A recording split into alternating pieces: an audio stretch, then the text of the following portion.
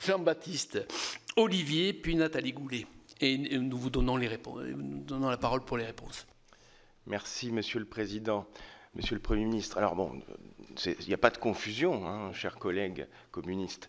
Là, nous sommes sur les responsabilités du passé. Et j'aurai deux questions. Alors, faute avouée à demi pardonnée, dit-on. Et depuis le début de ces auditions, on a plutôt le sentiment que tout a été fait comme cela devait l'être, qu'il n'y a aucune faute de la part de ce gouvernement, le vôtre, mais aussi du précédent, et que en réalité tout est dû, ce dérapage, ce décrochage, est dû à des phénomènes exogènes. C'est quand même un tout petit peu dérangeant. On l'a vu. En réalité, il y a deux problèmes.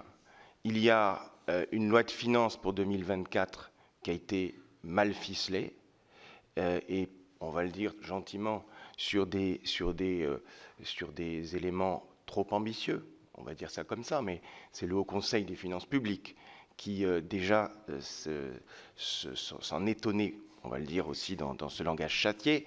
Et puis, le point qui est essentiel ce matin, la décision de ne pas faire une loi de finances rectificative qui est le vrai problème ce matin. Bien. Alors, j'aurai deux questions très simples. Parce que il n'est pas question de vous jeter la pierre, puisque vous êtes arrivé. Mais non, mais voilà, vous êtes arrivé en janvier et vous êtes parti, entre guillemets, au moment des élections européennes, qui sont en réalité le seul phénomène exogène, pour moi, qui dérange. Première question sur le passé. Est-ce que, finalement, le vrai responsable fait partie de la liste des audités?